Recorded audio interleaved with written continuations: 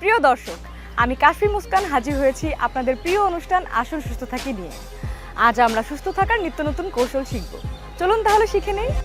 40 বার করার চেষ্টা করবেন, তৃতীয়বার 50, 60, 70 যতটুকু আপনার শরীর ইফোর্ট দেয়, তাহলে হবে কি আপনি ফিডব্যাকটা বেটার পাবেন।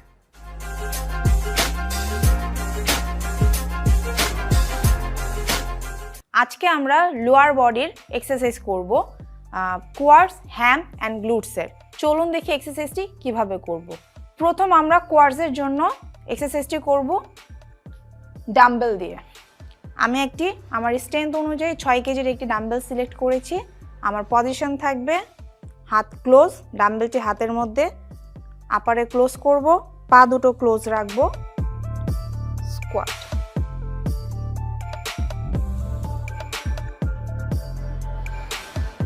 বসবো আমরা হাঁটু লেভেলের, উঠবো হচ্ছে হাফ। আমরা হাঁটু যেন স্ট্রেট না হয় সেভাবে দাঁড়াবো। বসার সময় ব্রিদ ইন, ওঠার সময় ব্রিদ আউট। নাক দিয়ে ব্রিদ ইন করবো এবং মুখ দিয়ে ছাড়বো।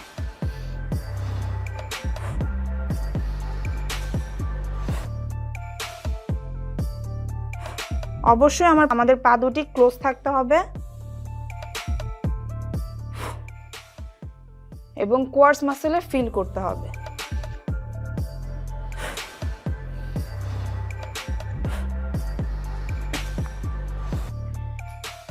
এই স্কোয়াটটি হচ্ছে ন্যারো স্কোয়াট। এই স্কোয়াটের মাধ্যমে আমাদের কোয়াডস মাসেলের যে ফ্যাটগুলো আছে সেটা বার্ন হবে এবং পায়ের পেশিটা শক্তিশালী হবে।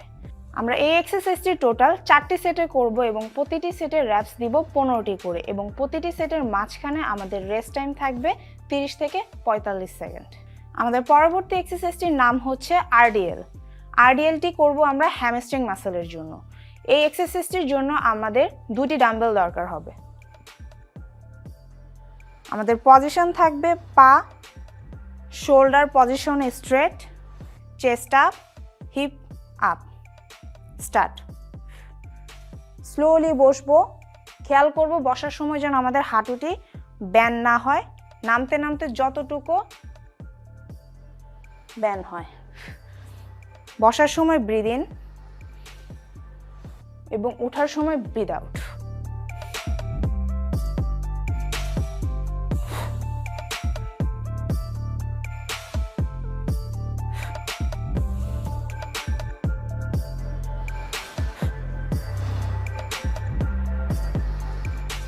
এক্সারসাইজটি আমি সাইডভাবে দেখিয়ে দিচ্ছি।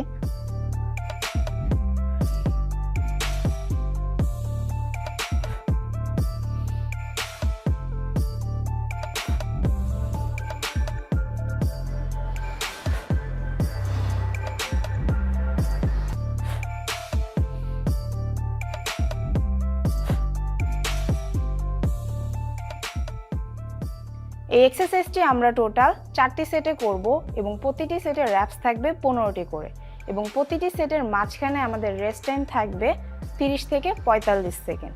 এই এক্সারসাইজটির উপকারিতা হচ্ছে আমাদের হ্যামস্ট্রিংয়ের মাসল বিল্ড আপ করবে এবং ফ্যাটগুলো বার্ন করবে এবং হ্যামস্ট্রিংয়ের পেশি শক্তিশালী করবে। আমাদের পরবর্তী এক্সারসাইজটি হচ্ছে গ্লুটস মাসেলের জন্য। এক্সারসাইজটির নাম হচ্ছে সুমো স্কোয়াট। এই স্কোয়াটটি আমরা ডাম্বেল দিয়ে করব এবং অবশ্যই এই ডাম্বেলটি আমরা একটু ওভারওয়েটের সিলেক্ট করব। আমি আমার স্ট্রেংথ অনুযায়ী একটি ডাম্বেল সিলেক্ট করেছি 10 কেজি। এই এক্সারসাইজটির পজিশন হচ্ছে আমার পা দুটি থাকবে ওয়াইড, অ্যাঙ্কেলটা ঘুরিয়ে দিব সাইডে, চেস্ট আপ থাকবে, গ্লুটসটা পিছনের দিকে আপ থাকবে এবং ডাম্বেলটি আমরা এভাবে ধরার চেষ্টা করব। স্টার্ট।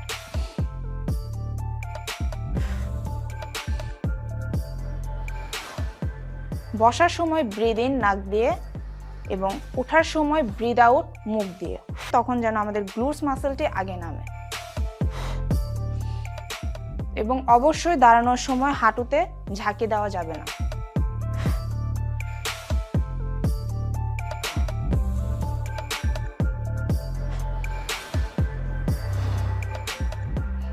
এক্সারসাইজটি আমি সাইড হয়ে দেখিয়ে দিচ্ছি।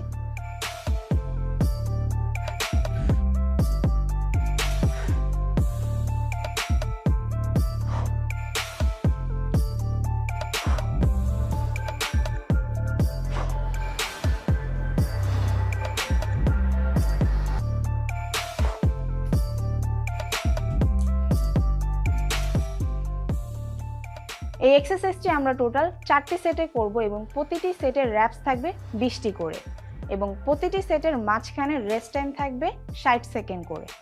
এক্সারসাইজটির উপকারিতা হচ্ছে আমাদের যে গ্লুটসের মাসলগুলো আছে সেগুলোর ফ্যাট বার্ন করতে হেল্প করবে এবং মাসলকে আরও বেশি শক্তিশালী করতে হেল্প করবে, পাশাপাশি আমাদের বডির স্ট্রেংথ বিল্ড আপ করতে সাহায্য করবে।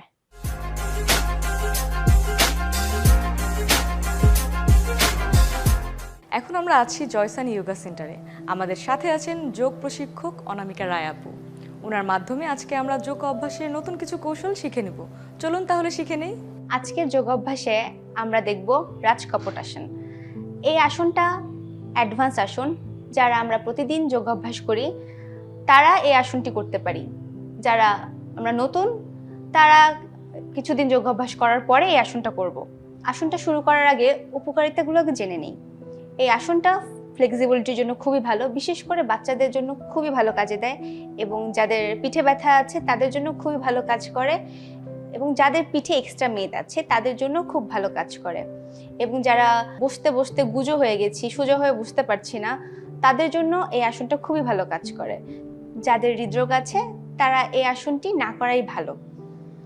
তাহলে আসুন দেখি এই আসনটি করার আগে আমরা কোন কোন আসন করে নেব।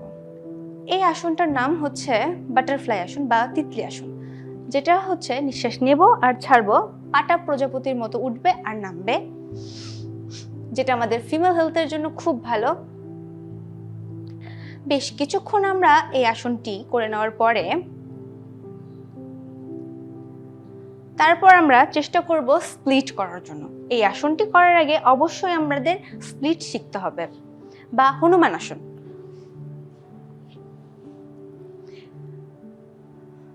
এইবার আমরা অনেকেই হনুমান আসনটি পারি না, তো এর জন্য আমরা আগে থেকে একটু ওয়ার্ম আপ করে নেব, তারপর আমরা যাব এই হনুমান আসনে। এই হনুমান আসনও আমাদের ফিমেল হেলথের জন্য খুব ভালো কাজ করে এবং হনুমান আসনে আমাদের পায়ে ব্লাড সার্কুলেশন বাড়ে এবং ফ্লেক্সিবিলিটি খুব ভালো হয়। তো এরপরে আমরা যাব, পাটাকে ভাঁজ করব এবং একটা পা আমাদের হনুমান আসনের মতোই থাকবে। এরপর আমরা ঘুরে যাব, অপোজিট সাইডে ঘুরে যাব, নিঃশ্বাস ছাড়তে ছাড়তে ঘুরে যাব। ঘুরে গিয়ে বেশ কয়েকবার পাটাকে ফোল্ড করব এবং নামিয়ে দেব, পাটাকে ফোল্ড করব এবং নামিয়ে দেব। চেষ্টা করব সামনে ঝুঁকে আবার ফিরে আসার জন্য, ফিরে ম্যাক্সিমাম পিছন দিকে যাওয়ার চেষ্টা করব। আবার সামনে যাব, ম্যাক্সিমাম সামনে ঝুঁকবো, আবার নিঃশ্বাস নিয়ে ছাড়তে ছাড়তে ম্যাক্সিমাম উপরে উঠে যাব। এরপর পাটাকে ধরবো, পাটাকে ধরে ঘুরিয়ে আস্তে করে নিঃশ্বাস নিয়ে ছাড়তে ছাড়তে ম্যাক্সিমাম মাথার সাথে পাটাকে লাগানোর চেষ্টা করব।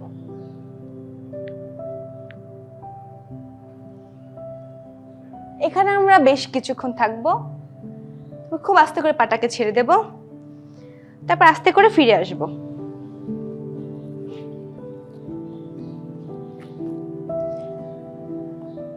এখন যে আসনটা করলাম, আমি একটা পাশ করেছি, আমরা দুইটা পাশে এই আসনটা করে নেব। ডান পাশেও করব, বাম পাশেও করব, ইকুয়ালি দুই পাশে আমরা করে নেব এই আসনটা। এবং এই আসনটা শেষ হয়ে গেলে এরপরে আমরা একটা ফরওয়ার্ড বেন্ডিং করে নেব, সেটাই আমি এখন দেখাবো। এখান থেকে আমরা পর্বতাসনে যাব।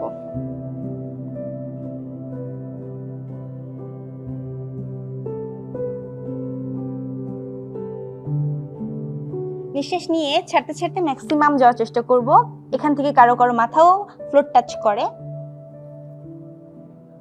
হাঁটুটা অবশ্যই সোজা রাখবো। আবার নিঃশ্বাস ছাড়তে ছাড়তে আমরা বজ্রাসনে ফিরে এসে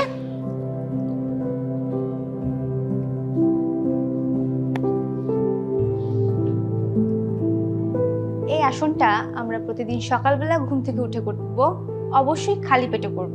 আর বাচ্চাদের জন্য এই আসনটা খুবই ভালো। এটা আমরা 2 থেকে 3 বার করতে পারি বা এর বেশিও করতে পারি। যারা আমরা নতুন করছি তারা চেষ্টা করব গিয়ে ফিরে আসার জন্য, আর যারা আমরা অনেক দিন যাবত অভ্যাস করছি তারা চেষ্টা করব 20 সেকেন্ড থাকার জন্য। প্রিয় দর্শক, দেখতে দেখতে শেষ হয়ে গেল আমাদের আজকের আয়োজন। আবার